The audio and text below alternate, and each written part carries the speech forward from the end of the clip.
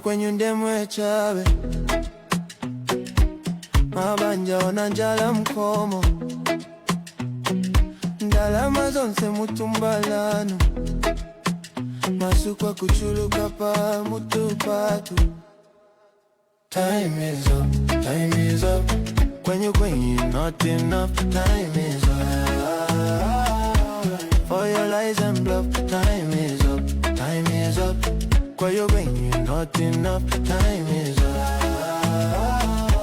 For your lies and bluff. Kani zanu ndizo panda pindu anakulira mise umwatu tikufuna chilengedwe chatopano osati mapoke tanu opindika ndalama. Listen to the cries, they're louder than your lies. You can't silence the truth. It's time for the youth. Time is up, time is up. Kwenye is not enough. Time is up.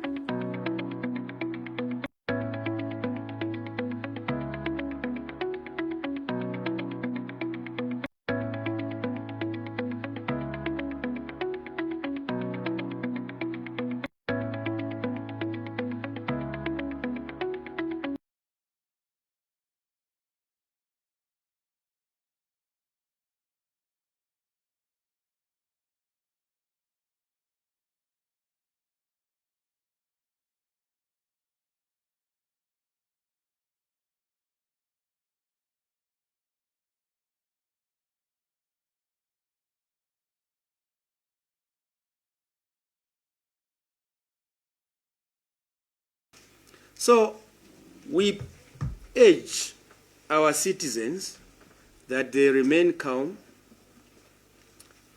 We keep for your lies and bluff. Time is up, time is up. When you're not enough. Time is up.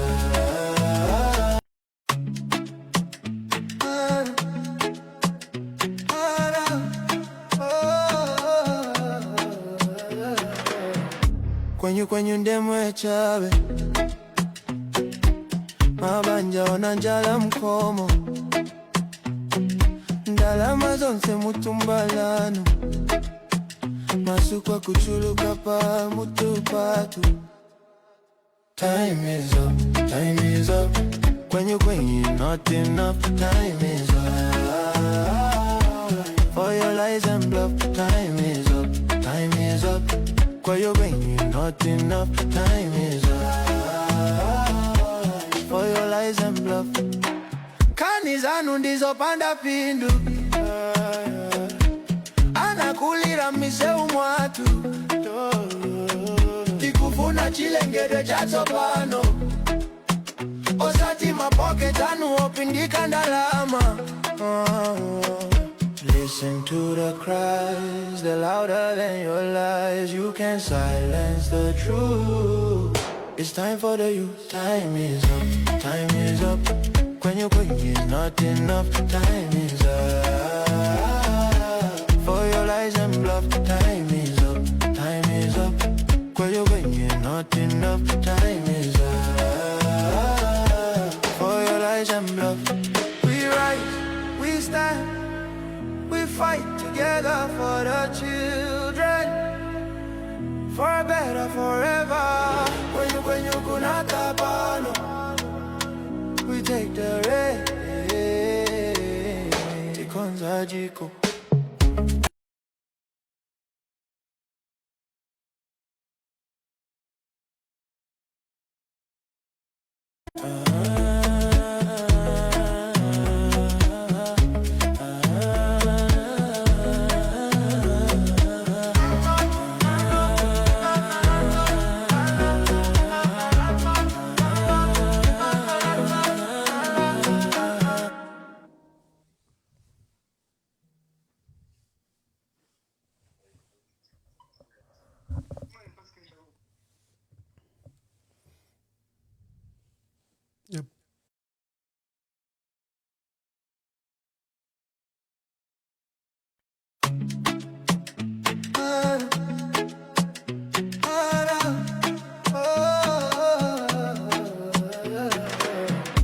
kwenyu ndemwe chabe mabanja onanjala mkomo ndalama zonse mutumbalano masukwa kuchuluka pa mutupatu. Time is up, time is up. Kwenyu not enough. Time is up for your lies and bluff. Time is up, time is up. Kwenyu not enough. Time is up for your lies and bluff. Kanizanu ndizo panda pindu anakulira mise umwatu tikufuna chilengede chatopano osati mapoke tanu opindika ndalama. Listen to the cries, they're louder than your lies. You can't silence the truth. It's time for the youth. Time is up, time is up. Kwenyu not enough. Time is up for your lies and bluff. Time is up, time is up. Kwenyu not enough. Time is up for your lies and bluff. We rise, we stand, we fight together for the children, for a better forever. Kwenyu kunatapano. Hello, welcome to today's broadcast. We are hosting Dr. Chitalu Chilufya. Let me see if he's in the studio. Well, he's not in the studio yet. He's in the studio already, but I have an issue where we just have audio without the picture. Let me resolve that quickly as I come back to the program.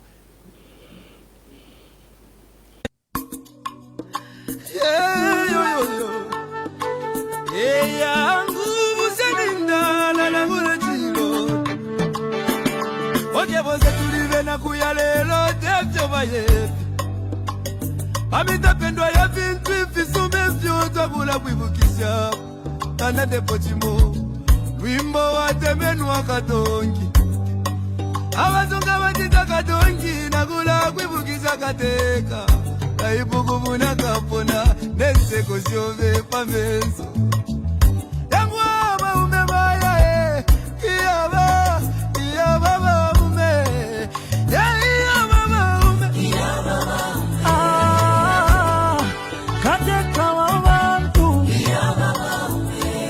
Twakulila, lelo twakulila Shika kukonke milimo shove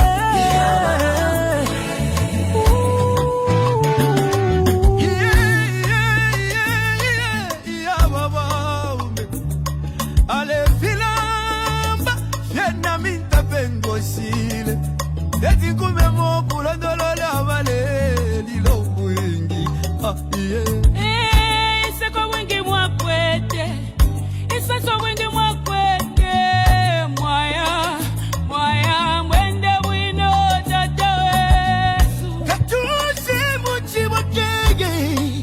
Oh,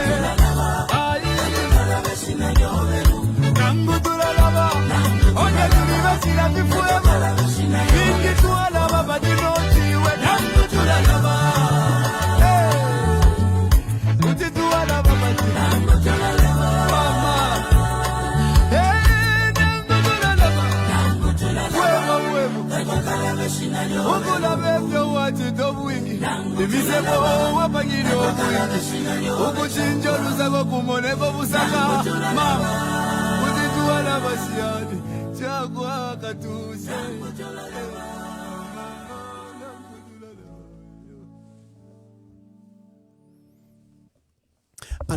Another wonderful day, another day that the Lord has blessed us. Tell us where you are watching us from. Share this broadcast. We understand that we're having difficulties in Lusaka and the internet is crazy after heavy downpour and the usual load shedding. Tell us where you are watching us from. Share this broadcast. Today, we are hosting former Minister of Health, Dr. Chitalu Chilufya. He implemented very transformational programs and projects, literally turned the health sector, to the better. But something has happened, and the health sector is not doing as well as it was doing when Dr. Chilufya was at the Ministry of Health. Is now a Patriotic Front presidential aspirant seeking to lead the PF. Let me bring in Dr. Chitalu Chilufya and then we begin the conversation. We understand where he has been and what he's up to. Doc, good to see you and welcome to today's program. Good evening, Ambassador Mwamba, and good evening, viewers, and thank you for hosting me. Thank you very much. I understand you are just coming from the Copper Belt. How was the Copper Belt and what were you doing there? Well, I had a cordial reception from our colleagues from the Copper Belt, and we engaged with the structures on the Copper Belt. As you know, Emmanuel, in the race for presidency in the Patriotic Front Party, we need to lure the mandate. We need to lure the structures to give us the mandate. So I was on the Copper Belt to engage with the structures on the Copper Belt, and I think my engagement was rather positive. And I am confident that our team on the Copper Belt heard the message and will give me a positive consideration for the rest. I'm not trying to threaten you. I know you're a candidate, but I'm just saying that they gave me a positive consideration in my view. Wonderful, thank you. And what I love about the presidential race in the Patriotic Front is that it also acts as a way to reignite the party structures, bring life back into the PF. And people thought the party was dead, but from all your activities, it appears it is not dead. But we'll get back to that.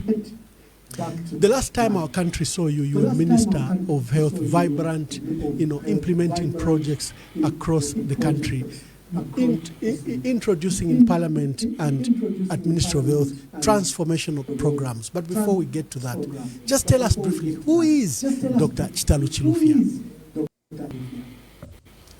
Thank you. My name is Chitalu Chilufya.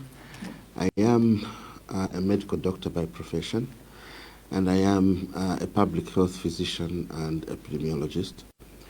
I am married to Mtinta, and we have 5 children together. I am a member of Parliament for the people of Mansa Central, and I am a member of the Central Committee of the Patriotic Front Party.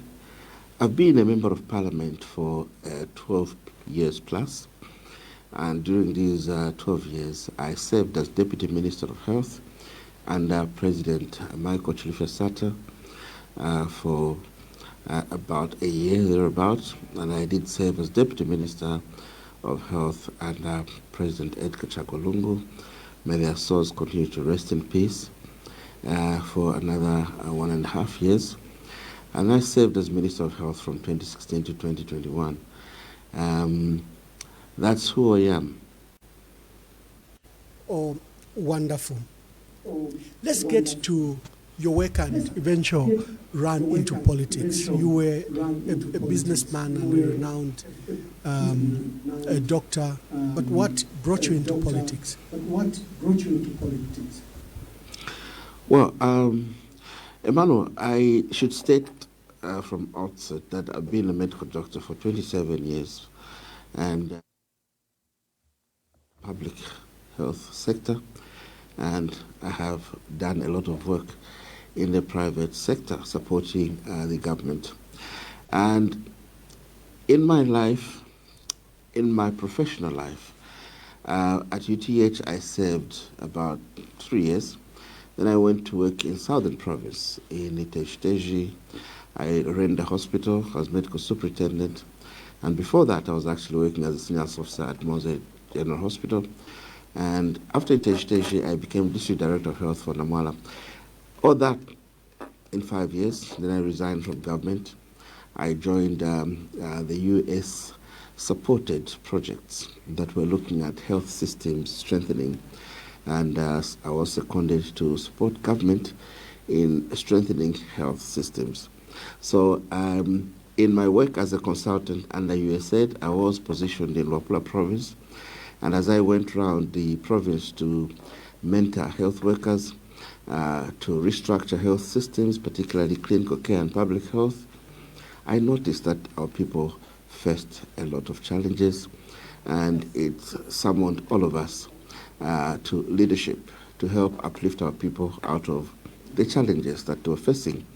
And that's what attracted me to politics. And I thought that was the avenue we could use to help our people out of poverty and out of the many challenges that they faced.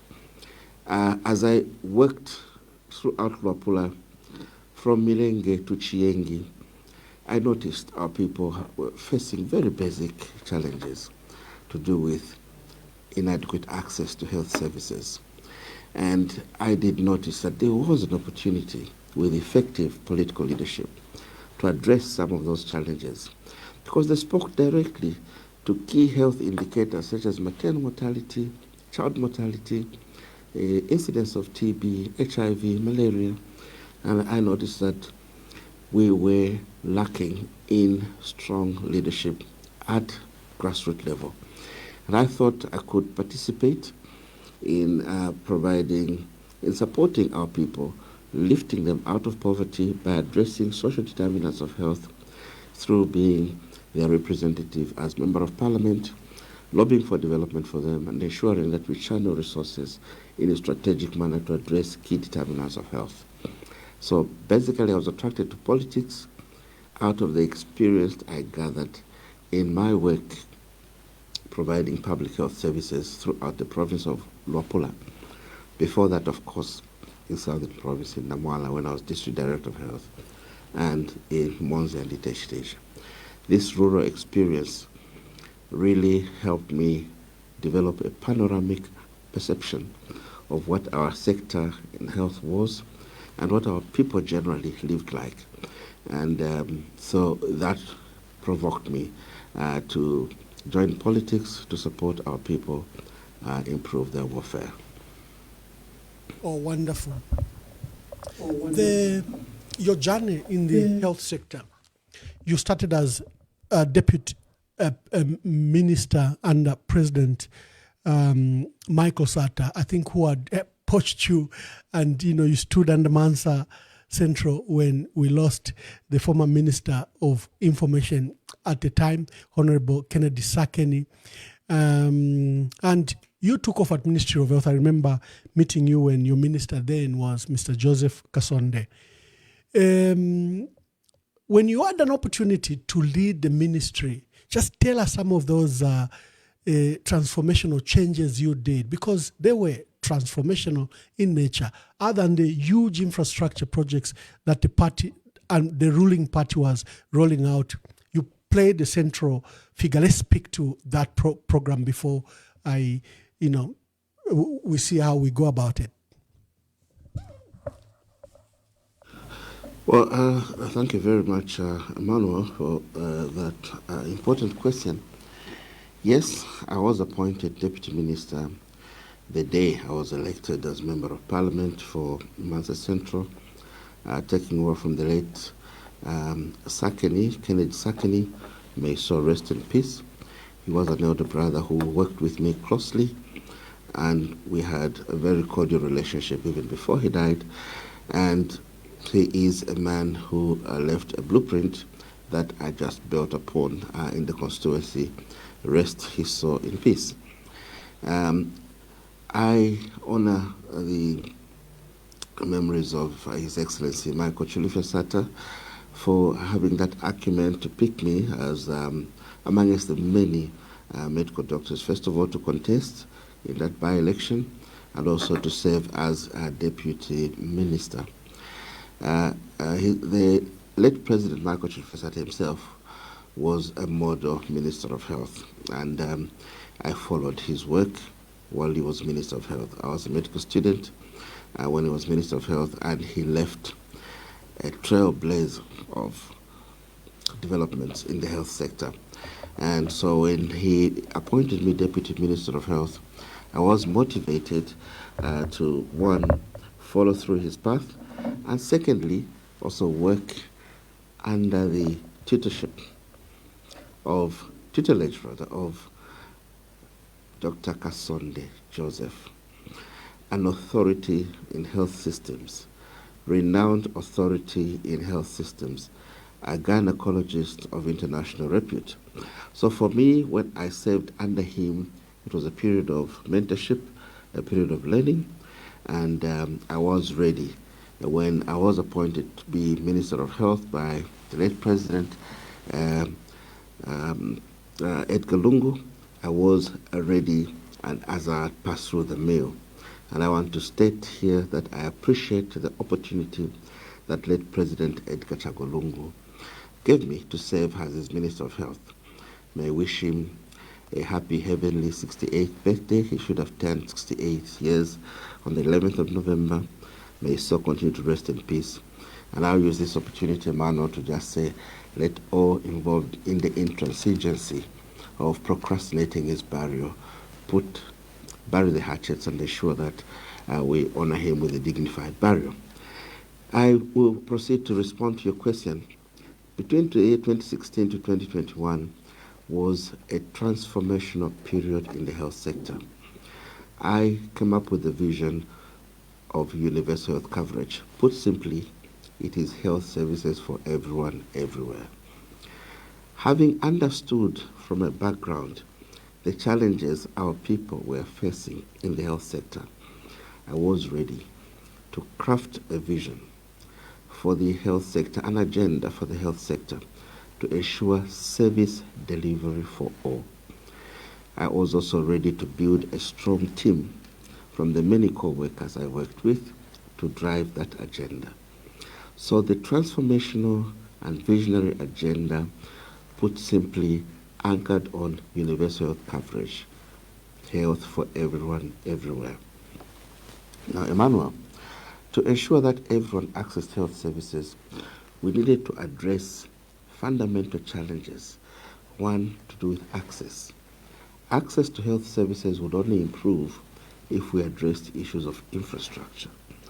For this reason, we embarked on a robust infrastructure expansion program, building infrastructure for primary health care and for secondary level health care services. It is the reason why we carried on with a program to build 650 health posts. We added 100 mini hospitals, 45 district hospitals, 6 specialist hospitals.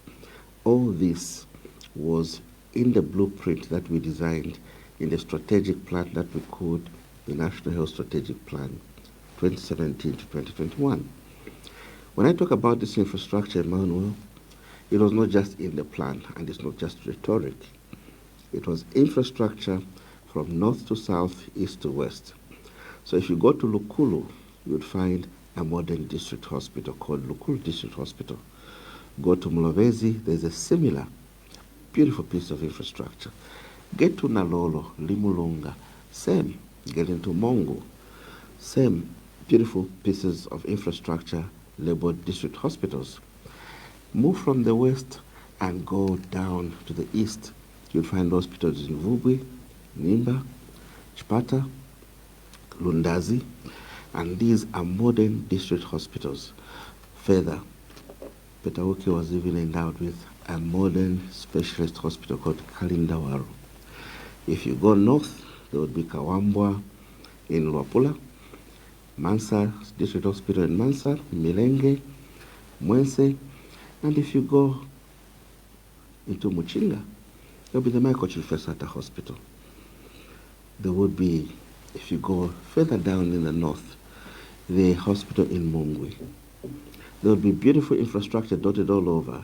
If you go down south, you'll find beautiful but similar infrastructure, equitably distributed in Kazungula, in Kalomo, in Choma, in Gwembe, in Namwala.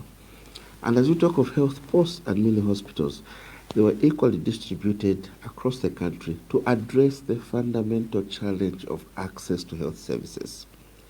So in our re-engineering of the health sector to ensure health services for everyone, we embarked on a robust infrastructure expansion program, and the deliverables are on the wall for all to see. The second thing that was a barrier to access was the out-of-pocket payment. When somebody falls ill, they needed to have money in order to buy a book, a card, to pay for investigations, and you find that one visit to the facility would cost 1,000 kwacha. With our low salaries, it means that people would not afford to get to the hospitals or to the clinics. That's the reason why we said let's invest in a robust, sustainable, and resilient healthcare financing mechanism that would obliterate out-of-pocket payments for the common citizen and also ensure that the premiums for health services are reduced so that Zambia moves towards universal health coverage.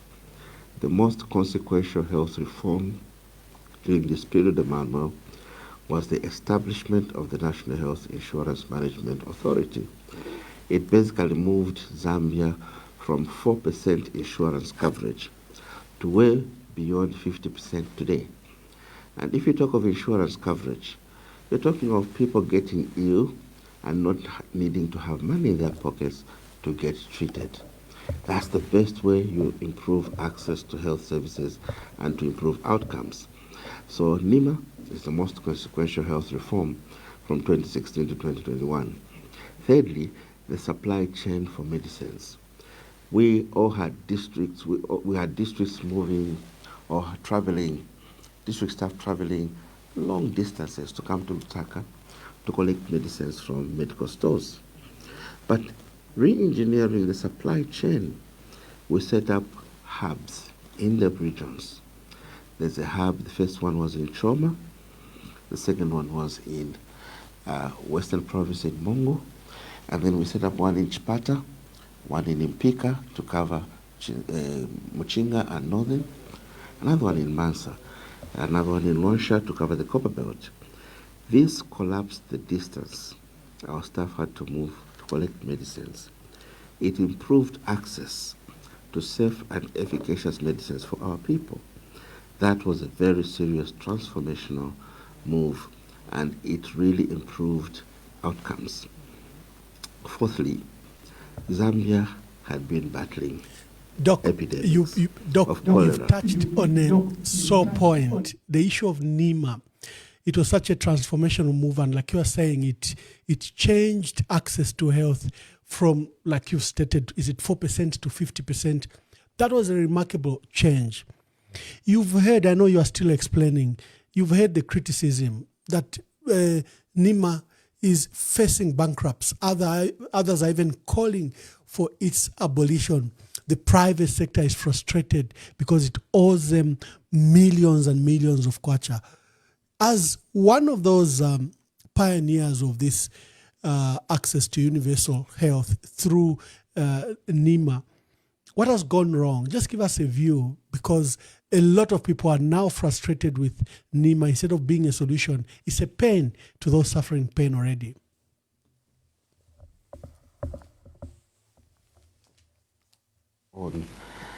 Is the cornerstone of any agenda for universal health coverage. Now, Emmanuel, when the NEMA Act number 2 of 2018 was passed to establish NEMA, we had milestones that were set, and these milestones needed to be followed, and they were guided by actuarial assessments. Now, what has happened today is that the actuarial clock is now current and the milestones have not been reached or have not been honored. We said to start NIMA, let's have every worker contribute 1% of their basic pay and let the employer also contribute 1%. Now this was the net pay. We also said, look, let's ensure that we begin with the formal sector, then the informal sector, we included the community, and there were many different milestones. But we did state that at a particular year, we needed to improve on the collections by changing from net to gross as the basis for your deductions. That has not been done despite agreement with the unions and other stakeholders. That's a mistake. Number two, the 2% that is combined, the worker and the employer, was insufficient even ab initial. However, it was good for starting, and that was supposed to be improved. There were finance reforms that were supposed to be carried out in 2022. Beyond that, there were other milestones that should have been implemented as part of the actuarial evaluation. Now, what has happened is that despite the unions, the government, and other stakeholders, in the spirit of the Tripartite Council, meeting and agreeing to adjust the subscriptions to move from net to gross. Despite these agreements, government has not moved to come up with a statutory instrument to implement the agreements in the Tripartite Council. That is gross failure of leadership. NIMA today is facing insolvency because of gross failure of leadership. And it is important that NIMA today addresses the management and policy level inaction that has besieged it. If we do not act now, yes, NIMA will be insolvent. But then, why should we allow others to play midwife to the birth of a revolutionary innovation such as NIMA, and then allow others to certify it dead? We must summon all stakeholders to the table today and agree on how we need to move to resuscitate NIMA. The private sector may have had their own challenges as they were introduced, as they were accredited to provide NIMA services. These challenges were not insurmountable. The private sector are a critical stakeholder in provision of universal health coverage. What is important is ensuring that there are controls. So NIMA needs to look back at the initial actuals, even the latest actuals. Look, the 2022 actuarial evaluation did state that NIMA would actually be insolvent by the year 2025 if we did not act in line with certain interventions. We ignored that. The actuarial clock has hit us now, and we want to be surprised that NIMA is almost insolvent. No. We need to address issues of leadership, policy, inertia. Inaction is what is murdering NIMA today. And NIMA must not die. NIMA has saved lives. NIMA has changed the way our people manage our livelihoods, in fact, manage their resources. Because in the past, people used to spend a lot of money out of pocket to seek health services. But because of NIMA, there's been that relief. The out-of-pocket payment is gone, the premiums have gone down, and a lot of people are able to access health services, both in public and private sector.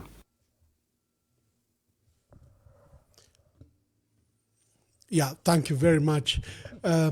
We have issues of internet from Lusaka, but I know that we will be resolving it. Oh, there is back. Maybe we had power failure. The issues of load shedding in our country remains a big crisis. Doc, before we come to your presidential aspirations in the patriotic front, I think there are two nagging issues that we may have to deal with. Let's start with the issue that saw you leave office as Minister of Health, the so-called honeybee scandal. I think it's an elephant in the room and we can't ignore it. It acts as a blur. It marred your brilliant and successful achievement and career. Just explain to us what this honeybee so-called scandal was, and from your position, and if you're seeking public office, our people are interested. What is this issue?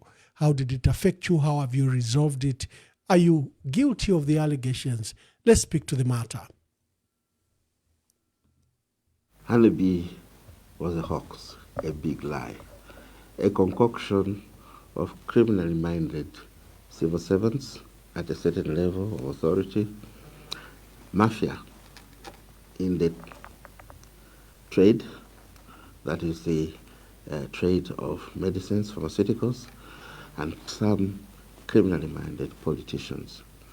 The use of lawfare to fix opponents or perceived political opponents must be frowned upon today and yesterday.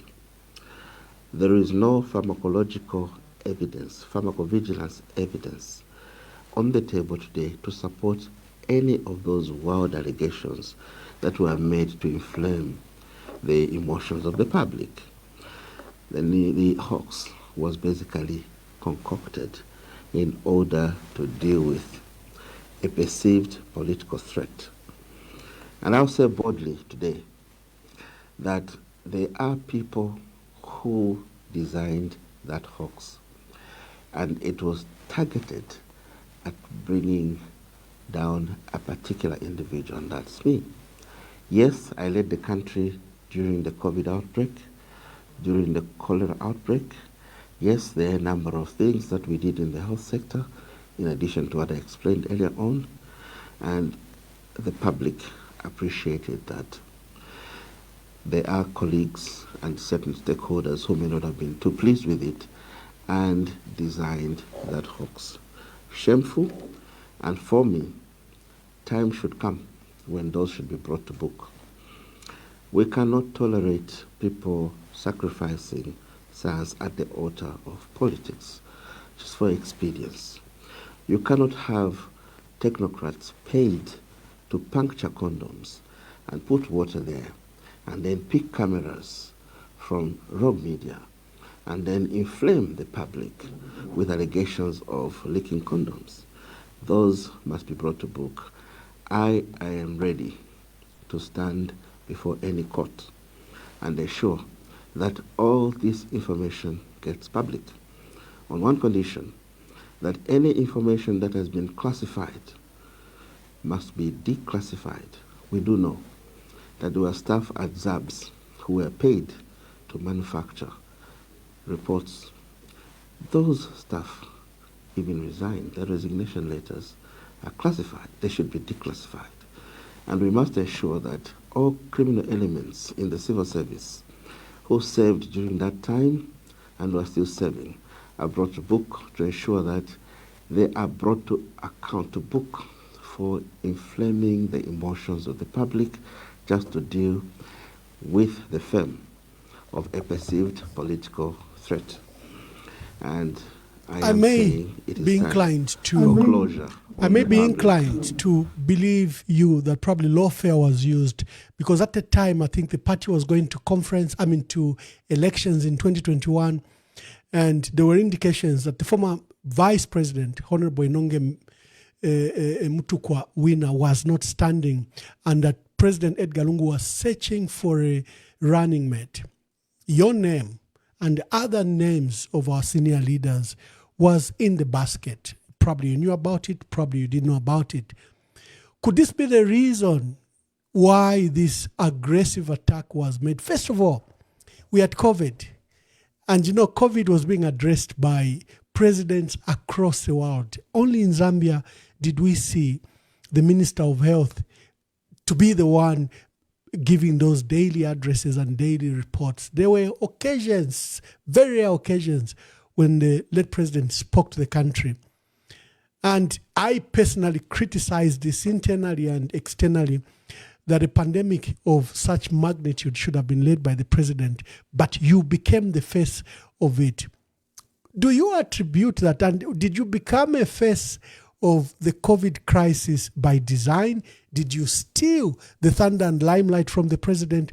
How do you explain all this? Because shortly after that, then there was this great scandalization, great scandal of the honeybee, which even contributed to the party losing the election, because it confirmed what people thought were acts of corruption in the Patriotic Front. Just speak to that.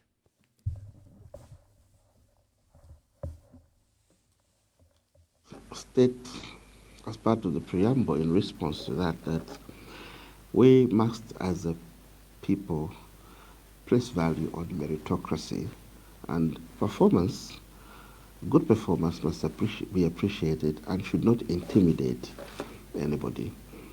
Credit be given to the former president. He built a team that fought the COVID pandemic. Yes, I may have been the face. Yes, I had a very strong team, and we did understand that, look, in the face of that epidemic, we needed to balance protecting lives and also ensuring the economy didn't collapse. It was delicate balancing. It involved invoking serious measures, that had to achieve that delicate balance. Yes, there are people who went to authorities that be and said, look, because the Minister of Health is addressing the country on a daily basis, he's the one running the country, I think that was unreasonable. I want them to know today. There's no single address that I made to the nation that President Lungu didn't know about. As a matter of fact, he had to be briefed every day, and he had to give clearance for every briefing that came out there. And those were technical briefings. I am a medical doctor. Yes, I'm a politician. I'm a medical doctor. And the president Doc, just there. And when we saw the address across the world, especially for major announcements, we were seeing presidents, but Zambia were seeing you. Was that an issue? Like I said, was it by design? Or did President Edgar Lungu trust you to deliver the message? Wasn't it highlighted that a moment like this, probably he needed to make very regular appearances on this issue? And of course, you, the ministers of health, would then take over. I will answer it this way. If you looked at the assessment of performance on the COVID outbreak, on a survey done on 70 countries globally, Zambia was rated first in Africa and fourth globally on those 70 countries. And it had to do with a number of strategies. Number one, leaving technical activities to technical teams does help in structuring the right response and steering the interventions in the right direction. And for me, I give credit to him. It was not a sign of weakness. It was leadership. The vision in the health sector was his. The face of the health sector in the Patriotic Front Party may have been myself, but the person ultimately in charge was the president. And he was leading from the front and from behind. And therefore, it was not a sign of weakness that he was not addressing the nation in those technical matters. We had engagements with various stakeholders, and there were many, many stakeholders who came on board. The outcomes in the COVID outbreak, the first COVID outbreak, were very good. Morbidity was low, mortality was low, and these are numbers that can be referred to today. And therefore, the president did very well in entrusting the fight against COVID in a technical team, but he had to make bold decisions himself, and that's the reason why every day before any address, he would be briefed, consulted, and he had to make decisions. He was not absent from the response. We closed the Nakonde border once. We imposed a curfew in Kanyama. We did a number of things that would not be done by a minister, and they would actually need presidential authority. And not at any one time were any of those decisions made without the president's authority. It was his style. And today, credit should be given to him that he put in place a strong team. And through that team, he delivered effectively in the response against COVID, in the response against cholera, in the establishment of the Zambia National Public Health Institute, in the establishment of the Africa Center for Disease Control to improve public health security in Africa. And therefore, I should state that I was the face of his visionary and transformational agenda in the health sector. And if that attracted jealousy or envy amongst certain ill-minded colleagues, it's unfortunate. Yes, and then came the praises. Then came the praises credited to you after the one of the biggest cholera outbreaks was addressed, the COVID crisis. Then the praises came to you. I think the limelight was justified. People saw your competence, your knowledge on the matters of health and the interventions, and you introduced these technical terms, like people would say about Ronald Penza, who introduced a country to macro and micro words, these big words. You also began, big words like pharmacovigilance became ordinary terms thanks to you. But you've just made a very strong allegation that the honeybee issue, I think then to attempt to destroy your big name and character was brought in. You are making allegations that this was designed like to inflame public opinion, to destroy your career. Are you sure about these allegations? Did people set out to set you up, make allegations, use institutions to make a scandal that was not? Just speak to this because you've made very strong allegations about this matter. And I'll repeat, it was a hoax. This is the reason why, when the parliamentary committee sat to review the evidence on board, they made it very clear. There are no leaking condoms brought into the country. There are no expired drugs brought into the country. If you look at the pharmacological evidence that is at Zambia, there is no outrageous evidence of pharmacological misconduct. What you see in regular pharmacological findings as you deal with regulation of medicines, you will not find anything that was outside that scope. So to criminalize pharmacovigilance is an assault on science, and therefore we should avoid using the law to settle scores.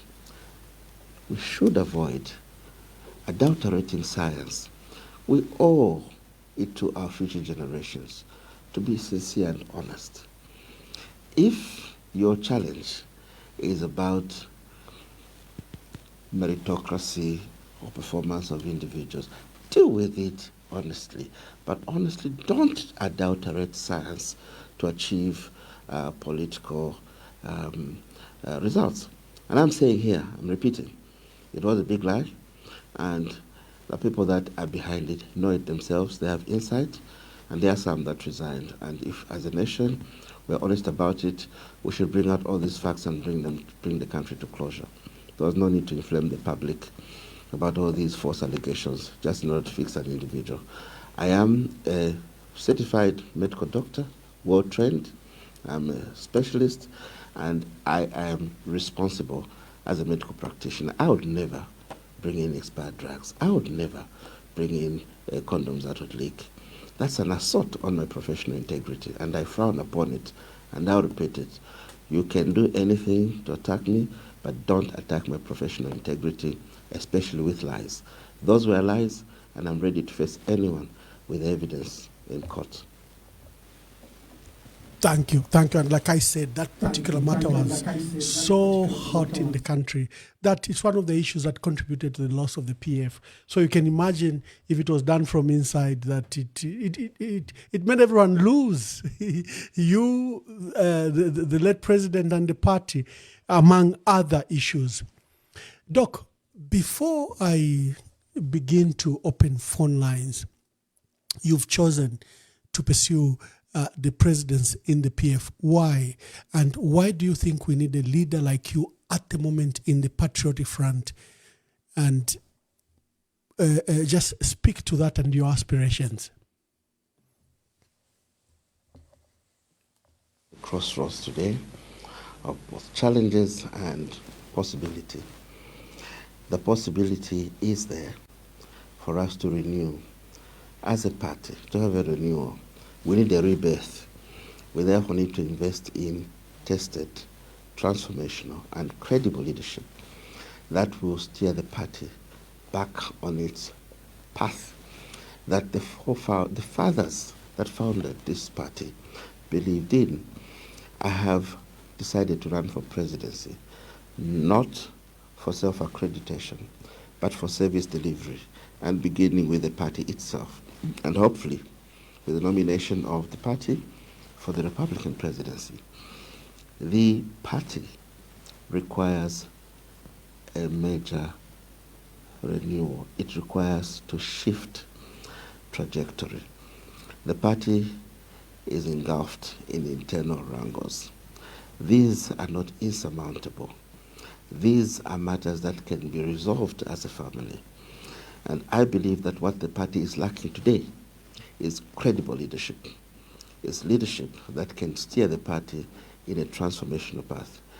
I am offering myself to lead, to renew the party, to steer the party in its rebirth. And I'm saying I'm tested, I am transformational, I'm visionary. In Bemba, Emmanuel will say, what I did in the health sector, I'm able to do in the Patriotic Front Party. I'm able to do in other sectors of energy, agriculture, water and sanitation.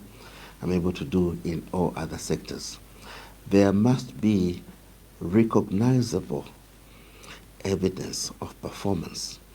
For one to seek leadership, there must be a track record of recognizable achievements. And that's why I am here stating that at a time of public health war, I was available for leadership, and I did lead the country under the presidency of President Edgar Chagwa Lungu in the fight against COVID and cholera.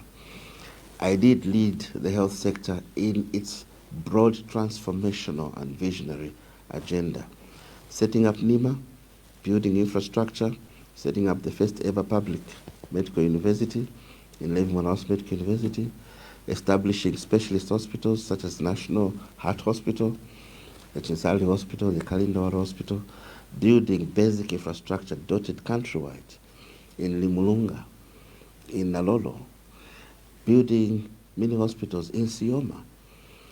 I have footprints across the country, and my leadership that I am offering today in the PF party is tested, it's proven, it's transformational, and it is visionary. Lest we forget, there are many times that we were faced with many challenges, particularly in the sector I lead, and there is evidence supported by numbers that we succeeded. We reduced maternal mortality from beyond 500 to less than 100. We reduced child mortality. We addressed tuberculosis, and today Zambia is one of the few countries in the world that has attained the targets in epidemic control of TB. We've attained epidemic control of HIV/AIDS. We managed to wage war against non-communicable diseases, and we're on a path of winning. We just need consistency. All this is available evidence in the country cooperation plan with the World Health Organization. We have been through difficult times, and it's only been transformational, visionary, and tested leadership that has pushed us through. I am available to lead the rebirth of the Patriotic Front Party, the renewal, and I believe that value must be placed on transformational and visionary leadership. We must not experiment with leadership. And as a party, we need to embrace meritocracy. We need to ensure that we build teams that will be able to drive a national development agenda. We are able to build teams that will lead the translation of our natural resources into wealth. Zambia is endowed with natural resources, mineral wealth, land, water resources, wildlife, human capital. What we need is a transformational and visionary mindset that will translate this into wealth and distribute it to our people. We are only 20 million, and we have no reason to be a poor nation. We can succeed if only we decide to unite, pool our intellectual capacities, build the best teams, value meritocracy, come up with strategic, path-breaking ways to ensure that we uplift our people out of poverty. Let's have people-centric strategies.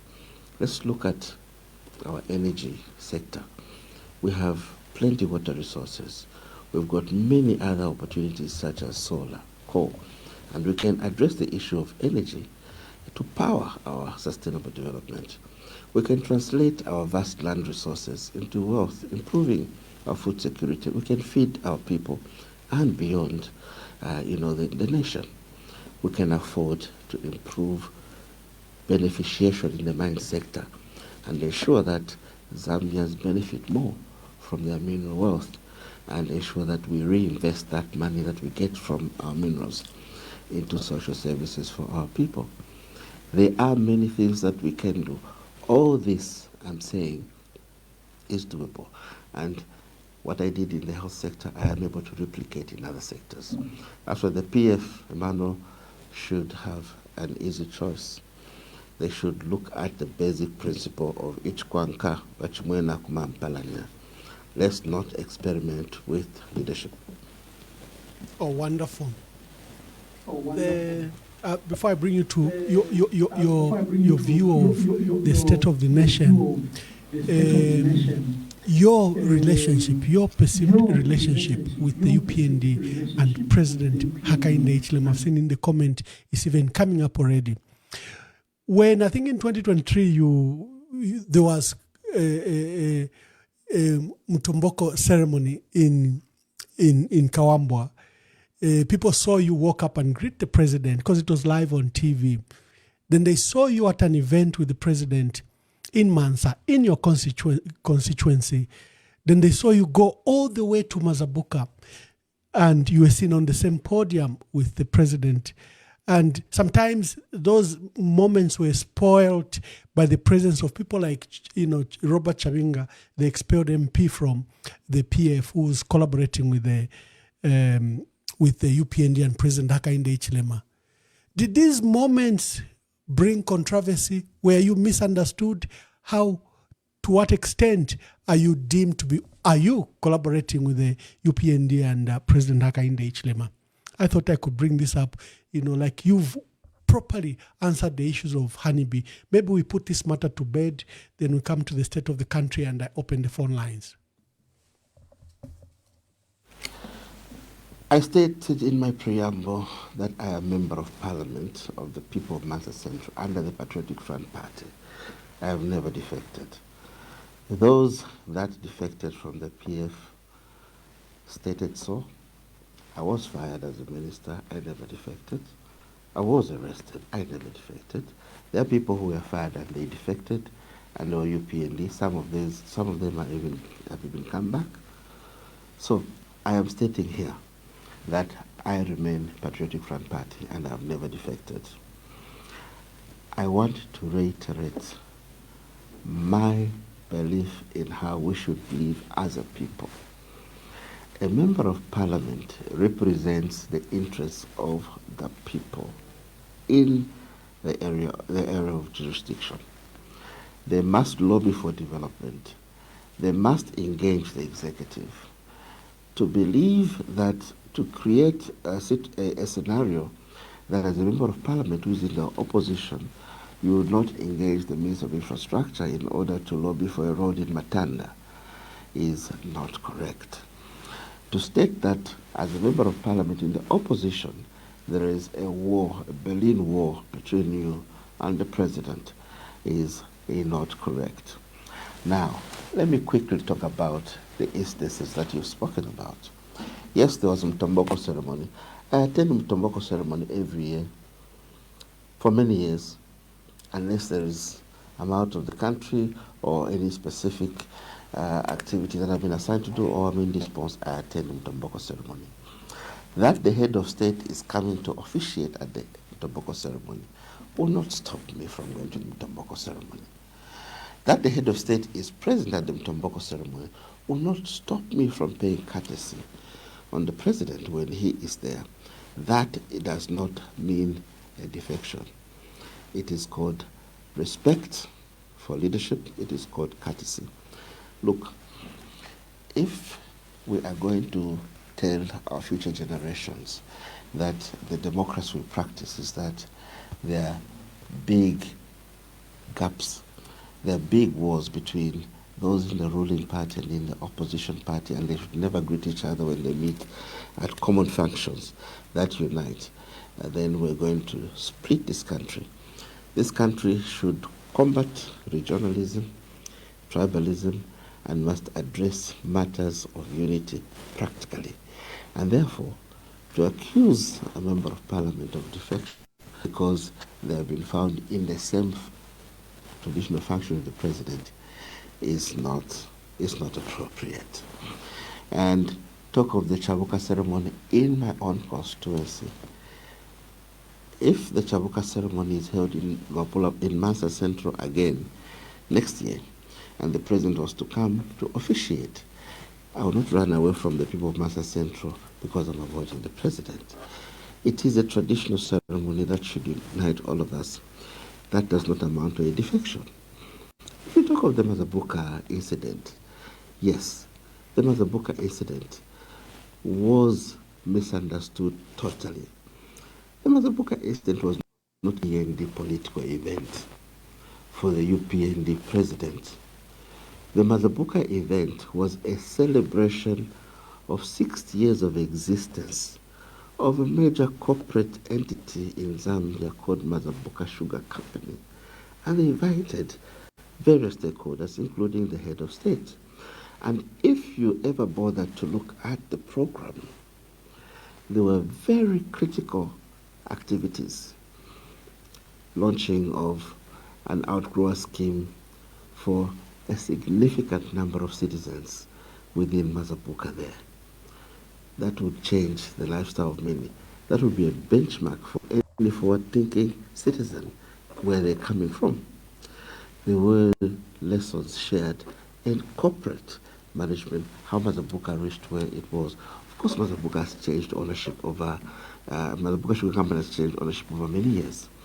So the invitation to Mazabuka was not the invitation of a politician to a political event. That was a corporate event that brought together various stakeholders, and the president did respond to the invitation. And I belong to the National Assembly of Zambia. It is of interest, you must that you know, Emmanuel, that at Parliament there are committees that are led solely by the opposition. PAC is led by the opposition, looks at ministries. Committee on Local Government is led by the opposition. It looks at councils.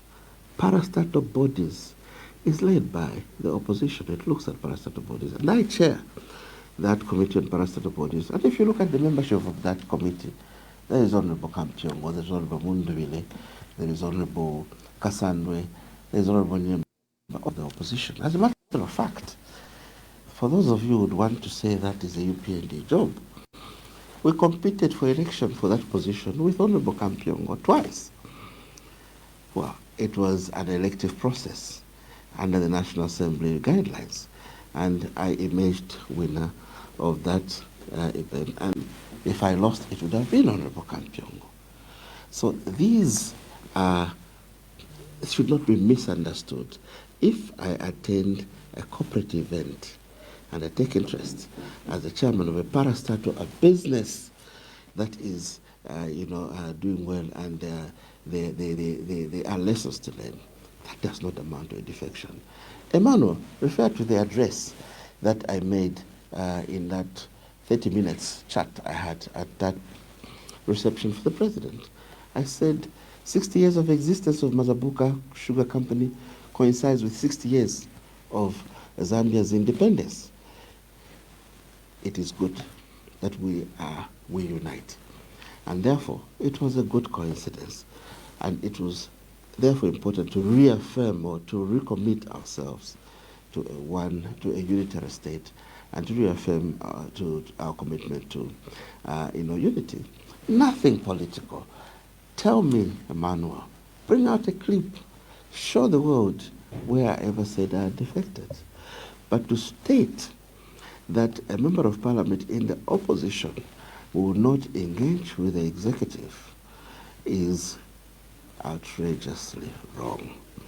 And if you tell me today that when the president was in the opposition, he never allowed it, if it was wrong, then it doesn't become right today. And I will say this again, there is no member of parliament in the opposition who will not engage the treasury that is run by the executive in order to deliver on education infrastructure, health infrastructure, roads, and anything else in their constituencies.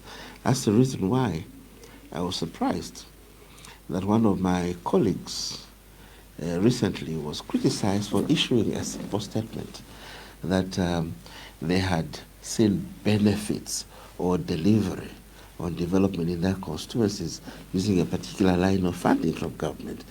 That was just being honest. I reiterate my position. I'm a Patriotic Front member of Parliament. I've never defected. I paid 200,000 kwacha in 2022 to compete for PF presidency. Compete with me on a level ground, and let's just look at merits. Sontopo wa bomba, ngatakweta pa kusonta, usereko tubombeko. Ichkwanka, wachimana, there are things that we can point at that we have done. If you have nothing to point at, don't waste the people's time. Let's have credible and tested leadership. Yes, Doc. For the In fact, Front Party. Yes, Doc. In fact, your address at the Chabu ceremony in Mansa, when people were trying to criticize your presence there, in fact, you showed great bravery because you used the address to plead to the president, and you stated that whatever the circumstances, Mr. President, the issue of Kawambwa MP and Pambasha MP, Dr. Chitotela and Nixon Chilangwa, is there a way you could intervene and release them? Because this has become a sore point in the community of Luapula. You were brave to even just say that publicly, live on TV, and challenge the president on that matter. So I agree with you entirely. The state of the country, someone has just sent to me that they are watching the program, but they are very frustrated. Look, we're receiving ZESCO just 2 hours. And sadly, because it's been raining, we don't have enough batteries charged because, those that are depending on solar to charge the battery, and they don't have enough power. And this subsequently also affects communication networks because they can't be on standby forever. Most of them use solar, and they also run down, and hence we have poor network across the country. This is just a symptom of one of the challenges that this government has faced that has made Zambians look to the opposition for a solution. What is your review of the state of the country? G is an enabler. If you look at even the Sustainable Development Goals, you see a convergence of the various SDGs around energy. If you improve energy in a nation, you'll be able to power industrialization. You'll be able to power health services. You'll be able to power access to clean and safe water. You'll be able to drive mechanization in agriculture. You'll be able to move education. So energy is central to sustainable development. It is a sermon for all of us today to pool our faculties to ensure that we reinvest in energy. Emmanuel, let's be realistic. The demographics of yesteryears may have matched the investment in the energy sector, but with the demographic expansion, we did not see matching investment in energy infrastructure. So it is incumbent upon those who have their arms on the levers of state power to invest in energy infrastructure, to diversify the energy mix, and ensure that we resolve the issue of energy. It does not exonerate those of us who were in power before. We should have also looked at investing sufficiently in energy. However, it is a collective problem that we must address as a people.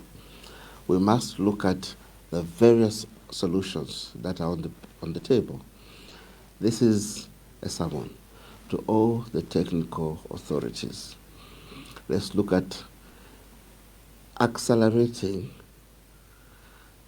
towards a time when we can have, an energy mix that brings in solar power, coal-powered electricity, hydropower, and we have so many waterfalls in the country. And if we didn't invest yesterday, it's time now to forge strategic partnerships to invest in energy. It is an enabler. And yes, our people will be frustrated with load shedding. There are these small-scale businessmen, some are just barbershop owners. They will not be able to do their work without power. Some are welders, they will not be able to do their work without power. Even in homes, it's difficult to study for the children living without power. So it is a collective challenge that we must address as a people. It is an emergency we must face. And I'll state here, yes, there is a huge challenge to do with energy, and government, charged with the responsibility to manage the affairs of the nation, should lead transformational and visionary strategies to ensure that they lift us out of the energy crisis of today, notwithstanding the fact that we could have done better previously in investing in infrastructure for energy. Indeed. In fact, there's a good report. The peer found a big challenge in the energy sector. They only found 1,600 megawatts installed capacity, and they ramped it up to 3,400. All the investment that was done in mini hydro from Kawambwa, Mpulungu, and to the big ones like Iteji, then the Kariba North Bank and Kafue Gorge, which was the biggest investment of about $2.1 billion. So there was that jump from 1,600 megawatts to 3,400. And at least they began to roll out solar, Bangweulu and the other one, but it was only about 94 megawatts. And it's good that probably this government has begun to expand. But I draw inspiration from literally a reprimand that Dangote, the Nigerian billionaire and investor in public sector, did yesterday to the president. He simply told him, these solar and green issues, don't listen to them. First attend to your core power. To your base load. And your base load here in Zambia, you are privileged. You have up to 200 years worth of deposits in Sinazongwe and Mamba. That's invest in it. And he said, look at the people telling us to go green and solar, which is not very reliable. They themselves are using more coal than us. And he gave an example of Germany, which is using more coal and they're importing it from South Africa than South Africa is using on its coal. In fact, there's a big rollback on South Africa that it should move away from coal. And, President Cyril Ramaphosa made that major announcement. And UK has just reopened a 30-year-old mine and has given out new licenses. Clearly, I think we need to also exploit Mamba collieries.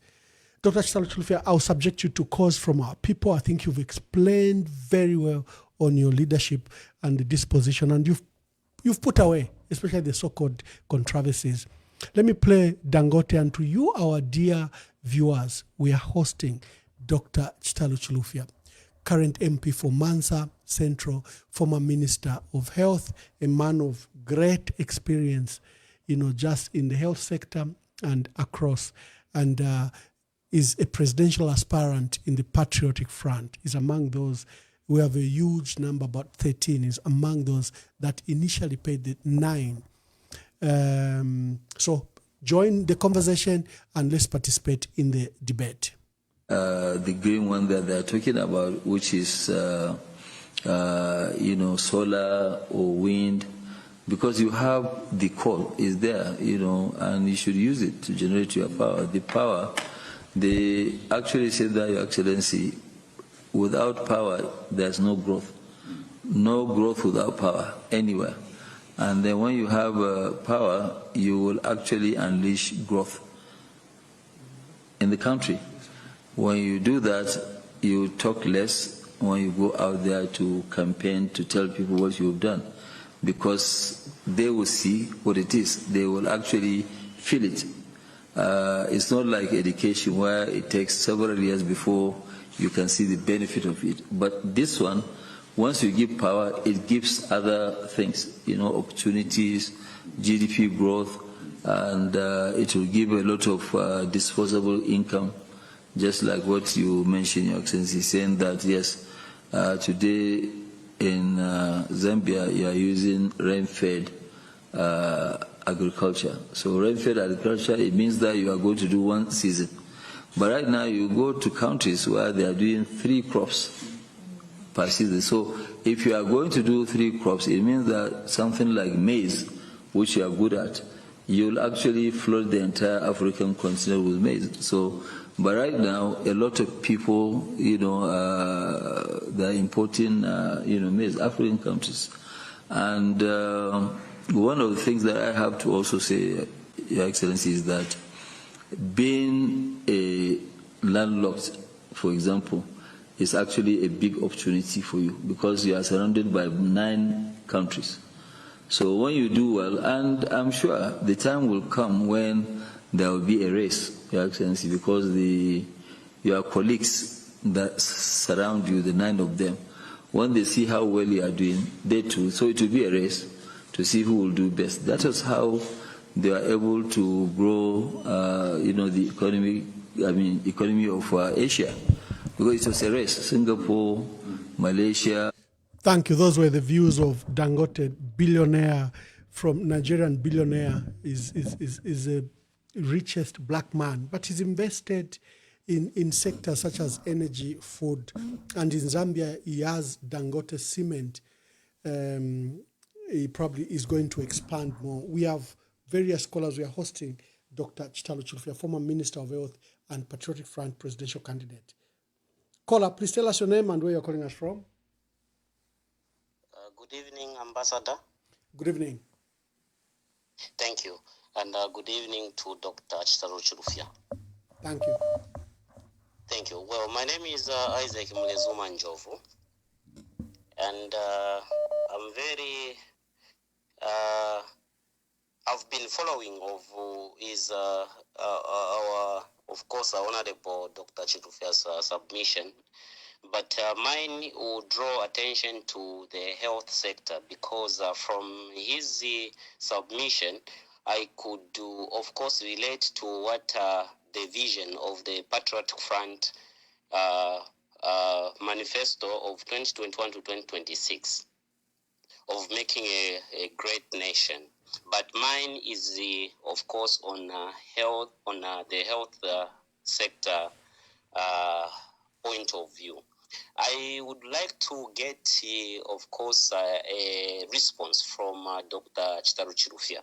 Zambia, over the years, and where we are today, indeed, we have made so much progress in many aspects, but we still desire to see a great, of course, health system.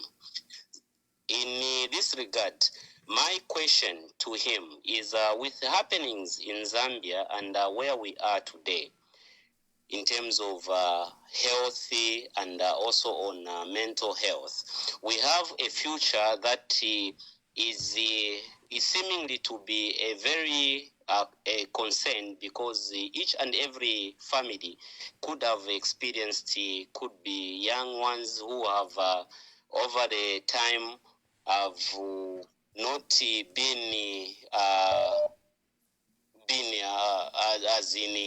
as in presenting themselves to be an answer or a solution to a future, but induced into could be drugs and everything, but also losing the focus and in absence of impact that can come from the government to empowering them to be a product that a future we need or require given an opportunity. Sir, Dr. Chilufya, you being, of course, an health expert and also understanding the aspect of mental health in Zambia, what is your vision and what are you telling the Zambian people today in how best this can be addressed, considering that we need a productive nation, and to have a productive nation, we need to have a human capital that is well equipped mentally, physically, and health going forth. Thank you, and thank you to you, Ambassador. Thank you very much. We are taking calls. We have Dr. Chitalu Chilufya, presidential candidate in the Patriotic Front and former Minister of Health. Hello, caller. Please tell us your name and where you're calling us from. Thank you very much, Ambassador. My name is Kefas Mwapem Sonda, calling you from Central Province, Kabwe, an ambassador and an advocate of industrialization and national development. Dr. Chilufya, good evening. Yes, I can hear you. Proceed with your question or contribution.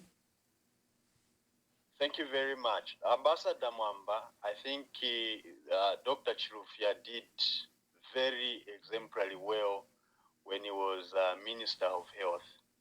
And at such a time, just like you alluded to, when we had the COVID 2019, it was so difficult for the country to believe and trust this pandemic given to the nation. I think it was equal to the task. But the question to Doc tonight is, since you were acquitted of those allegations, do you in any way are thinking of, for instance, if you win the PF presidency and subsequently you become president of the Republic of Zambia, are you going to pin down those that had come up with those flimsy allegations that made you lose even the ministerial position and dented your name? What kind of a punishment are you thinking of doing to such people? Because you know them, like you are saying that we need to disclassify certain information so that it is made public. When do you think this whole issue will be made public so that the Zambian people may rub the issues that they have against you? Secondly, why is it that despite that we have all these issues, you are one of those that had paid the 200,000 kwacha, including Ambassador Mwamba, in the first place when the elections for the presidency in PF were called upon? But today, even those that were receiving your monies, we've seen them come out now that they also want the presidency. Don't you think that somehow you were sabotaged Your money that they had received is what they have used to gain profit for them today to contest as the also PF presidential candidate. Thank you very much. I need answers to those questions. Okay, thank you very much. We have more calls. Let's get more calls for Dr. Chitalu Chilufya. There's a caller who has, there's someone who's written on social media that what's your vision for the next 5-10 years, Dr. Chitalu Chilufya? And what will be your immediate milestones or priorities in the next 5 years? Hello, caller. Please tell us your name and where you are calling us from. Hi, Chief. How are you? Very well, thank you. Tell us your name and where you are calling us from. Calling you from Zambia, but unknown. And anonymous, make your contributions. Thank you. 3 questions. Doc, are you coming for vengeance? 2, are you going to tell the people if you fail, you can hand over? 3 is, are you going to accept everybody as one and no divisions?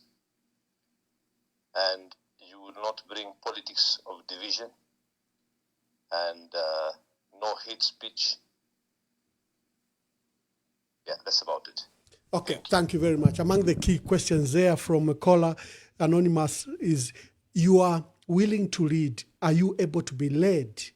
I think that's a summary of it, and is asking whether are you coming into revenge or will you use the opportunity to unite everyone? Let me take a few more calls and then we allow Doc to answer. Thank you very much. We are hosting the former Minister of Health, Dr. Chitalu Chilufya. He was very instrumental in curbing COVID, of course, with the leadership of President Edgar Lungu, and his leadership was transformational. Hello, caller. Please tell us your name and where you are calling us from. Good evening. Good evening. Ambassador. Good evening. It's good to see Honorable Chitalu Chilufya on your show. Thank you. My name is Owen Mugemezulu. PS. Welcome to the program. Please ask. Thank you so much. Thank you. Thank you so much. I'm calling from Lusaka. Ambassador, I just want to thank Honorable Chilufya for what he did for our health sector. I think what we saw under his leadership of the health sector was watershed development of the sector. This man deserves accolades and flowers for the wonderful job that he did. Dr. Chilufya's record is a classic example of what a country gets when you put professionals in critical sectors like health. Ambassador, I think you are a very well-traveled man, especially in our SADC countries, and I'm sure you'll be able to share with us information in terms of how many countries in SADC outside South Africa that can boast of the health infrastructure that the man that you are featuring this evening left in our country. I have heard the narrative where people are saying that what Dr. Chilufya did came at a huge cost in terms of the loans that we got as a country. But Ambassador, I think my question to those that bring this narrative is whether we would be able, whether there's a country in the third world countries, or rather in the third world, that can manage to put up such massive infrastructure using annual budgets. And I actually enjoy this discussion myself vis-a-vis what the UPND government is doing, because they are also borrowing. And every time they talk about the debt, I keep looking at my notes to see how they are using that debt. So I just want to say that Honorable Chilufya's name will be permanently etched in our history as one of our best ministers of health. And I know that there's a lot that will be said about, things just to detract on his record. But I think he needs to move with his head high, because what he did in our health sector is tremendous. So I don't have much to say, but just to thank him, and to wish him all the best in whatever he's trying to do in his life going forward. Thank you, Ambassador. Thank you, PS. Thank you for that call, PS Mgeme Zulu, Owen Mgeme Zulu.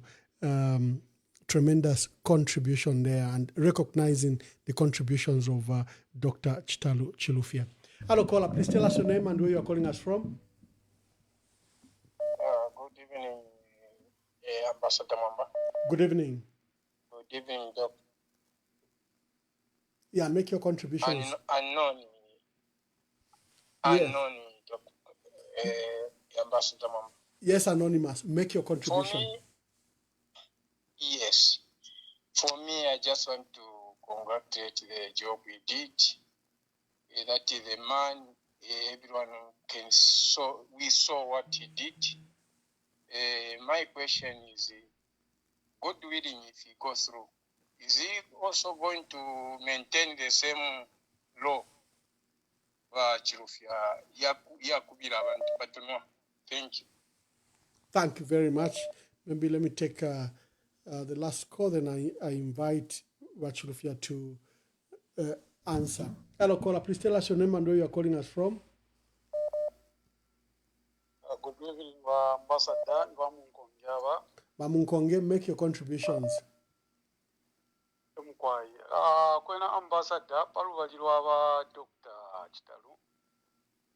State ngande pwefingi bantu.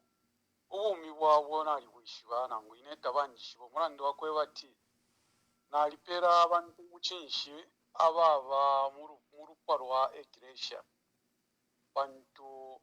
abantu abareba trust kuma bishops nangu before tabarara kwate ekyo ekifulo balipera okulingana n'emibombere yabo neffe babombere twaliifi mwana nomba chimbye kyo ndera ndako limwe emisura nashena nga shapitirira fintu tafiba bwino bantu obubuteko tetimupitena mumbali limwe omuntu ng'ali kulufyanya nango wamwerera kyaliringa wamulanga okwebata alirufyanya okukira wamwerera olole mulanga kwati tarufyenye because ministry yabo bali babepesha efintu fyakwebati bambina pali ino nshita fyali bange efishinga ifyakita affect na PF yonse PF government. Lero abantu balishibiko kwebati ba PF government balifya abalala kyapalire mulamu government mwali abantu abalebomba against development ya PF government bakwebati barabambi bese mu buteeko nomba epo balisa mu buteeko olo bafira okukita ekintu ekiri kyonse apana pena ninshina bena po bafuire bayima pasweka ukusosa ku bantu mwebantu fira mwamufuire fyaso fyali fyabufi ababantu ekyo balefwaya kwisa pakifulo n'obufi bwali muliifi nebi kira kiputulwa amabufi yonza abantu bakitashani bayishiba abantu ffe balirira ba PF tekweba ati babalirira ati ba PF babuhere pantu abepesha obufi abantu abashiningisha ati bufi ikirenga mulando wakweba ati abantu life baleikala like kutina pera example kuma farmers bafama bale kwata imifundo umayanda n'amakapito yawe yali apantanshi bamba n'okuyishitira omufundo emufundo baleshitana inonshita nomba basasanga okweba ati omufundo wa chepa so bamono okweba tawe ya government kanshi yali wi load shedding kwaba fili hours abantu bamona tana ngo balera ndati ba PF tatwale echure no load shedding abantu abene balemona nomba na imwe ba PF shirashimbinka masho bare mi bepesha nefe bare mi pakasa enshita mufuire makunse ngata murefu makunse nokulanda echingalenga abantu bare mitunganya okwebati limbi mure mfana n'obuteko obureteka pantu murefirwa bwena bulo obuteko robware rwisho okwisa pa chifuro tabware nyumfiro oruse napali ino instatabire nyumfiro oruse roresheni bachirangwa bafe balechula olo imbi kwesheni ndei pusha kwanga chakwe bati Apra United yona ishibe na ino istanganirwa Apra United ushe ama members of parliament murakumana ukumona ofe mwara tungurura rwapura pantukuru wapura after fie nabachirangwa bakakwa nefi nefe pali nefe myaka fo fia umfika kurwa pura fia fula ifye mpanga barefu okushisha kurwa puroko mwa ipesa mwa perera kulingana nga mwentungurisha kurwa pura then ne lili achiri amenshi barando kwe bati basende amenshi bayafunye kurwa pura ushe imwe kulingana nga ne ntungurusha ma members of parliament ba opposition ba kurwa pura kuri fifi fia kufayo kona ora rwapura rubalinshe upo muperere ukorandira ko rwapura na ma development mwakwete mu previous government yo bachita abandon mwatweba ko pako bacha abantu bayishiba ero bachita rumwa liko aba pamuruko munja siteko na fia chitike pamusebo uyu musayira mutondo because mutondo bridge bali ambiro kupanga bachita rupali ino stopo ndemye banga mwayakura kukasaba ngamwafika pamansa kombe imyoto katashia kukasaba kulya bapita kulya kwa timulea kurokushare pite imyoto ke kupite imyoto ko kupita kwa kasuba kumpanga kulye kwa pito musebo ulyo musebo gravel tawomba waliona ika after chief mwansa kombe kuyafika kasaba hospital 30 so chimbyocho ninga landa ko bachitaru mwali kwata ubutungurushu bwashipa ndelomba kona ngo abantu venga mistikisha lero mwali kwatefe mwinga chitakuchalo nangula chakwe bati tamusalirwe ngentungurushinga tungirira ichilonganino lero namukwata inchito ikuru yakutwala ichilonganino pantanshi mwikwa tamufire mwasa kwata omutima uwachipyo pantu imirimo bamishira chikuru murandife wakwe bati fya chitike bonse tatwa chitire chani tafyawo eme lelo mutima orawe no mwakwata afweni chilonganino nama members of parliament aba ichaba likuru apula mwababika ko munshira pakwe bati chilonganino chesu chaweranga Apra United frafine yali pantuishi ishiyumfwa akale ali ndo Apra United thank you they can trust ko bampa no so thank you very much wa munkonge. Let me take the last call. It's been very insistent call. Hello caller, please tell us your name and where you are calling us from. Hello, good evening. I'm Teddy Mwaba calling from Lusaka. Teddy, make your contributions quickly. Yeah, well, I'd like to commend Dr. Chilufya because he left visible works that we are able to see today. And we thank him and what he did for the nation. So what we are saying, we don't only just to stop where our predecessors left, because you know the Western world, they have about 300-year program. Those who leave office, they continue from there, and the nation population is growing. So we don't need to stack ourselves and start thinking about where we are going to go. Currently, we have seen people sleeping on the floor at UTH. This is the common thing in all these mini hospitals. So what we need to do going forward is to do mini hospitals in all the urban wards, even in rural wards, so that health coverage reaches to many areas. So thank you, Dr. Chilufya, for the great works you did. And Emmanuel Mwamba, the ambassador, thank you very much for enlightening us for what is going on in the nation. God give you grace. Thank you very much. Let me bring Dr. Chitalu Chilufya to answer this question. Doc. Let me begin by thanking all the callers for the kind words of encouragement and appreciation for the service to the nation. I thank PS Zulu. I thank the anonymous callers. and I thank all the other callers for the kind words of encouragement. There are issues raised by anonymous callers. Am I ready to be led? Am I going to be vengeful? Number one, I am a Christian. Vengeance is for God, and I will have no time in position of power to start revenging on anyone. The judiciary is our last bastion of hope, and politicians must not be seen to be interfering in the administration of justice. And if justice is being administered, that should neither be misconstrued to be vengeance, as long as there is no will, there is no interference from politicians. That must be frowned upon. I am not a vengeful person, and vengeance is for God.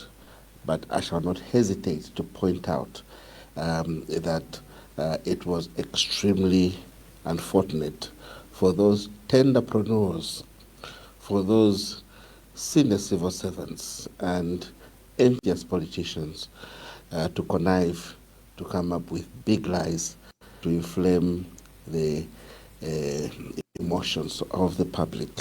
That must not happen again, and I am hopeful that with our judiciary as the last bastion of hope, we should be able to put these matters to rest. Am I ready to be led?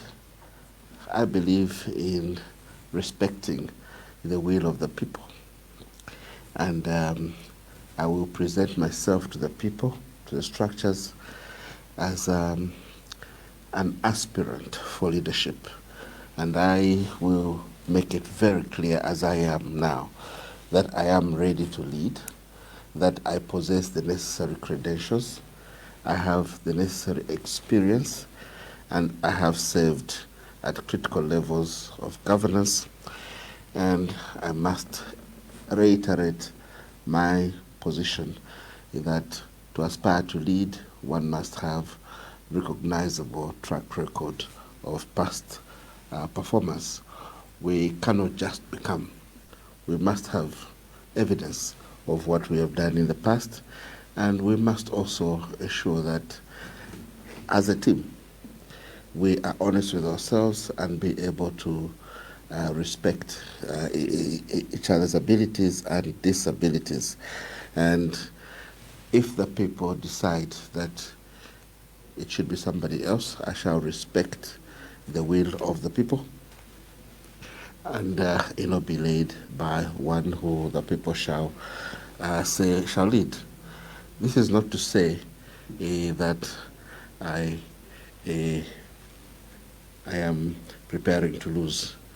I am winning the next PF election. Secondly, there was a question on the issue of unity in the country. What has been happening. Like I've said before, I believe in a unitary state, and I believe that Zambians, led by politicians, must unite the country. We must ensure that we do not focus on anything that promotes regionalism, tribalism, and any other form of discrimination. Zambia is a land where everyone should be seen as an equal. There should be equality of opportunity, there should be fairness, there should be social justice, and unqualified commitment by all of us to democratic ideals. We must invest in strong democratic institutions that assure delivery of social services to all the citizens. I will state again that we are a party of hope, and we are ready as a party to build internal consensus. What we just need is broad-based renewal, rebirth. We need to build unity. And in order to achieve this, we need credible leadership, and that's the reason I'm offering myself for leadership. Even in the shadow of death of our founding fathers, the first two presidents, we can rise yet again if we are just united. And I want to thank again all the callers who have expressed kind words of appreciation for the work that we did together. Indeed, what is my plan for the next 5 years? First of all, sustainable development that focuses on people would be my priority. We would be focusing on ensuring that we build a team that would drive an agenda to translate Zambia's natural resources into wealth and distribute this wealth equitably. Would promote strong institutions of governance, of democracy, and ensure that there is a country where everyone has an opportunity, there is equality of opportunity and fairness. And we must also state that the priorities that shall be set out shall be solely people-centric and shall be structured in such a way as to ensure that sustainable development is assured for our people. We are a land of promise. We are 20 million people, well endowed with natural resources, with strategic transformation and visionary leadership, which I'm ready to provide. Zambia is able to reach its target of becoming a prosperous nation by the year 2030. Thank you, Doc. Before I ask you to say your last remarks, Father Pombo from Italy is a senior leader. Will allow him to ask you whatever question. Father Mwansa Pombo from Italy. We're just about to close the program, but your remarks or questions to Dr. Chitalu Chilufya will form part of the last cause, or exactly what we feared.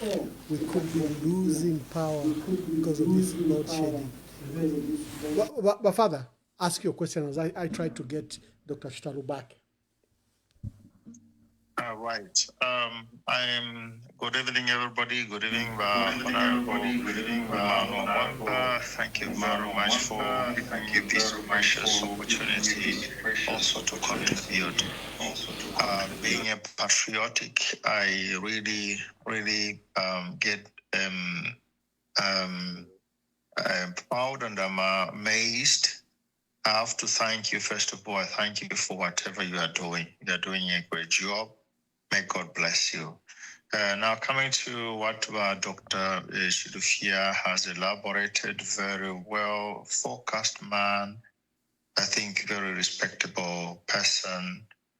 There has been issues surrounding Dr. Chilufya reputation. I think he's coming out clean, and we thank God. I think we need people like him who are so cool, so sober to participate in the political affairs of our country. That said, but Dr. Chilufya, na quite a fair question. I think some callers have already mentioned this. There's been issues where people were suspecting you to collide with the ruling party. No, you are not the only one. I have to mention here, like also Honorable Brian Mundribe, our minister, people were talking words, saying words. Muchibemba, Dr. Muchibemba tulandati, apafu kechushi ni shipali umuliro. Nangwe chushi techifuka, apa shidi umuliro. So, Dr. Chilufya, mwe bantu bakwalesa. Munene fa abantu balechula. Abantu balechula. Ifwe nganinewo ensoni nshire umfa nokulanda pamulabasa muri parifyo fondelanda pantu twalirandina pali ba Dr. ECL Araine twalilandire wa Dr. Chilufya. You remember me very well. We said many things negative about Dr. ECL. I didn't understand that there was a lot of propaganda behind to tarnish the reputation of this man. I never knew. I'm saying it now. I can see it. I can listen to what is happening and say, I never knew how great Dr. Isia was until what is happening now. So about Dr. Chilufya, apart from your predisposition of candidature as a former, as a future president of PF,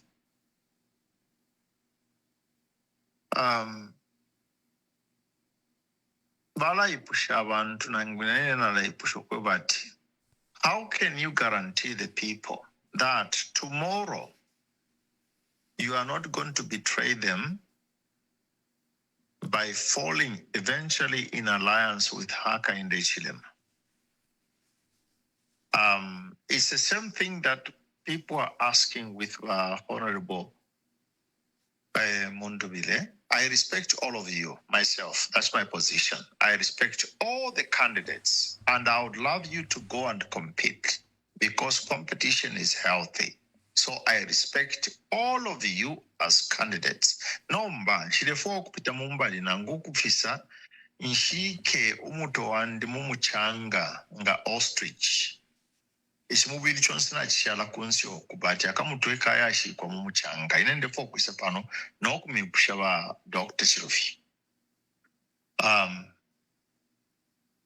What is your word to the Zambian people that tomorrow you do not betray the PF and to fall in alliance with President Hakainde Hichilema? Thank you very much. Thank you very much. Doka, to allow Father Oscar Mwansa Pombo from the Vatican is a prolific contributor, but is also a senior, is a Catholic priest based in Italy and is a senior contributor to the governance of our country. What will be your last word? I think we've had a wonderful podcast where you've clarified all these issues, but you can use, for purposes of emphasis, you can use your closing remarks to answer to some of these issues. And I'm glad that despite the load shedding in Lusaka, despite the lack of power, we've had very good numbers. So thank you to our callers and thank you to all you dear viewers who, whatever the challenges they're throwing at us, and this being a Friday, you still turn up and follow the podcast. God bless you and thank you for that. Let me bring in Dr. Chitalu Chilufya to make his closing remarks and answer some of the issues that have been raised by Father Pombo. First of all, let me appreciate, Father Oscar for his, contribution. The tone, I must confess, sounded like the Muchilapiro. But Father, I want to assure you that I have a lot of respect for the church. It's a moral voice for the people, and all those charged with the responsibility to govern the people have an inescapable duty to listen to you, because you only speak on behalf of the people.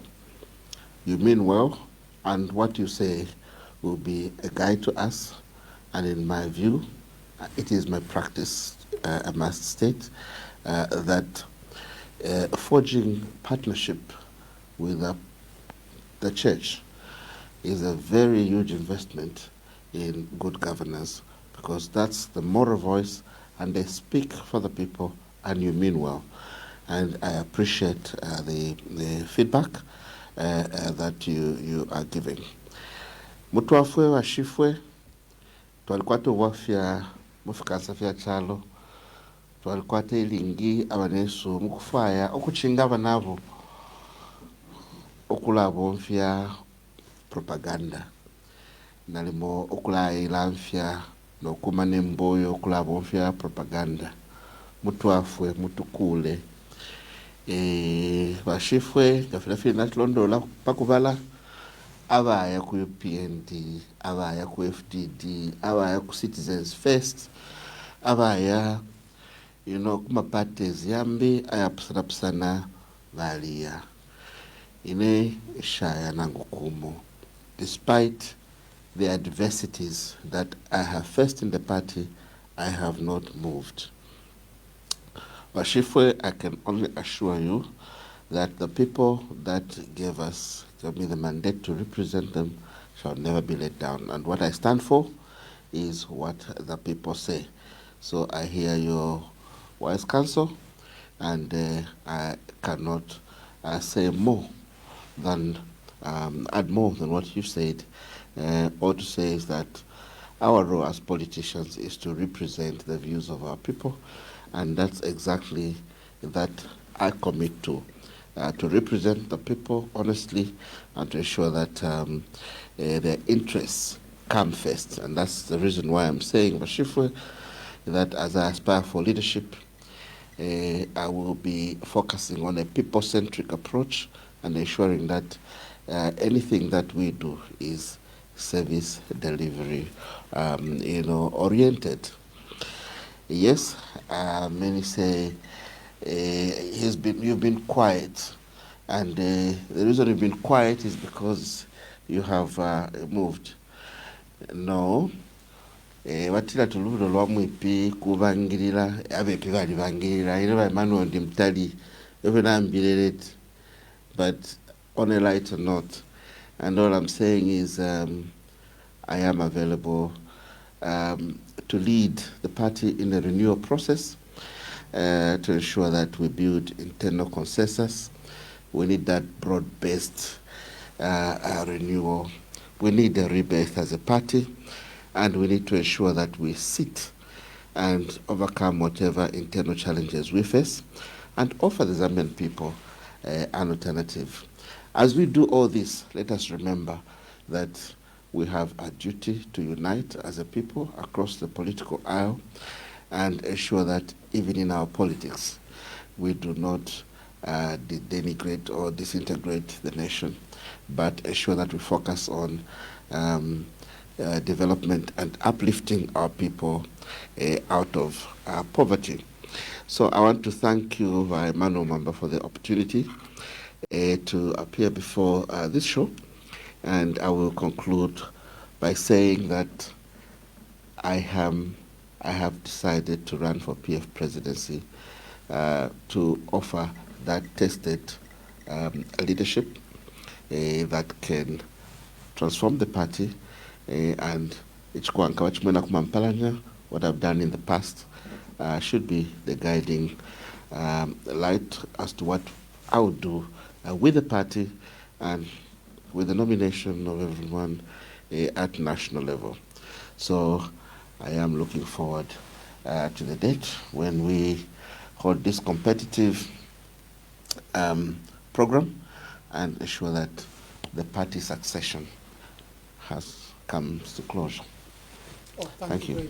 Thank you very much, Dr. Chitalu Chilufya. There you are, viewers. We had another exciting program. I brought Dr. Chitalu Chilufya here to sell himself, to allow you to know him. And I've seen a lot of comments from our viewers. They're saying Zambia and the Patriotic Front are such a reservoir of leaders. You are spoiled for choice. So it's not correct that there is no opposition or there is no leadership. And this program demonstrates that every time we bring any of the aspirants or candidates, you see leadership, you see an alternative president. And there is Dr. Chitalu Chilufya. And I'm glad that he used the opportunity to fend off these long-standing remarks. And for the media, you've never heard him, especially speak about the controversial issues in the manner he has spoken. Let's exploit the opportunity and carry those views to clear the innuendos and the lawfare that was waged against him. And to our faithful viewers, we have another big show on Sunday. We are hosting a power team, Dolika and John Sangwa. They come to your show. How are they doing after John Sangwa formed the movement? How are they doing when another presidential candidate in Dolika Banda joined John Sangwa? How does a guy from finance and another one from the issues of constitutional governance, how are they gelling? How are they now looking forward to growth both in the opposition and to challenge President Hakainde Hichilema? So we have a special interview where we have a double header, as we call it, and we'll have Dolika Banda and John Sangwa in one studio, and they'll be with me to discuss the prospect of their movement and the future of their movement in the opposition and in challenging President Hakainde Hichilema. God bless you. God bless our country, and shalom, shalom.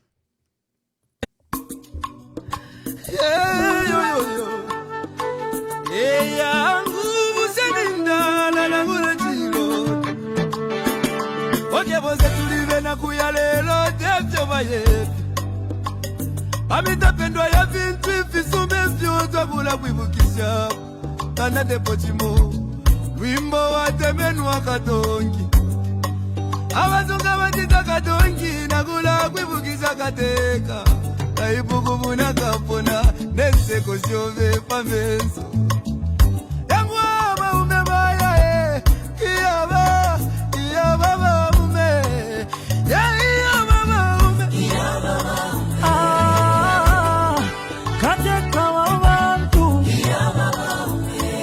Twakulila, lelo twakulila Shikaku konke milimo shore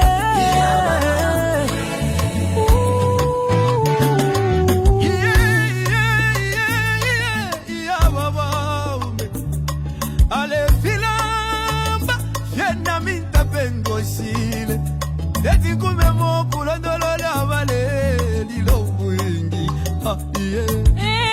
Iseko wengi mwakwete Iseko wengi mwakwete